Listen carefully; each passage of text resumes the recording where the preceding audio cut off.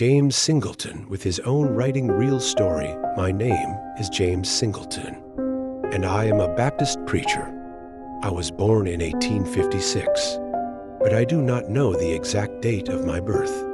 My mother, Harriet Thompson, was enslaved by Marse Daniel Thompson, a plantation owner in Westville, located in Simpson County along the Strong River.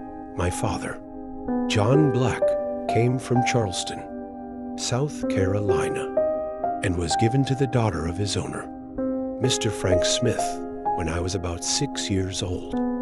I was sold to Marse Harrison Hogg in Simpson. The very next day, he sold my siblings and me, dividing us among different buyers.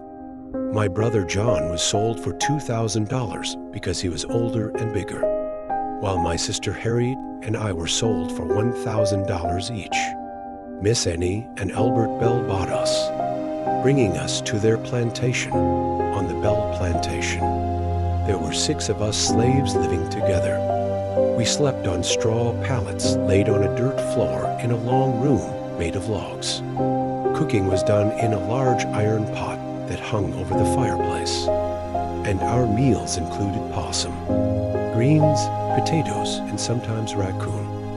Marse Albert lived in a simple wooden house with a front room and a shed room, where his 2 sons, Jetty and William, slept.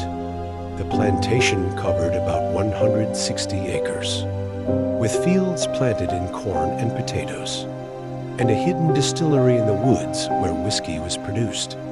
My parents worked as field hands, while I was too small for heavy labor. I took care of the cow pen, made fires in the house, and helped with chores. Each morning, a bell rang to signal us to rise and begin work in the fields, where we labored until sundown. Meals were served in the kitchen of the white folks, and the cook prepared food similar to what the family ate.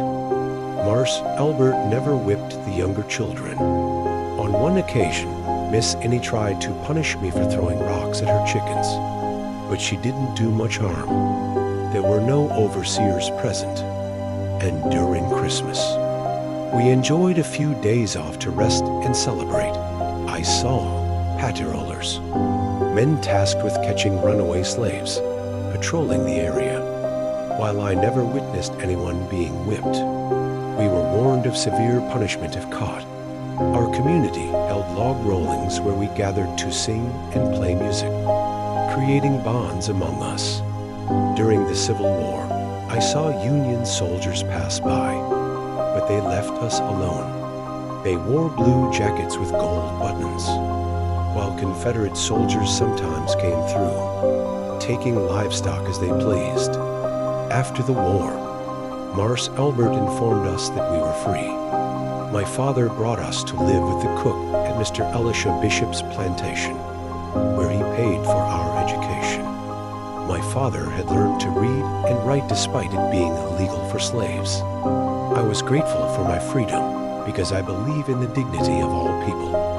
Now, as a Baptist preacher living near Crystal Springs, I continue to uphold my faith while working on my farm.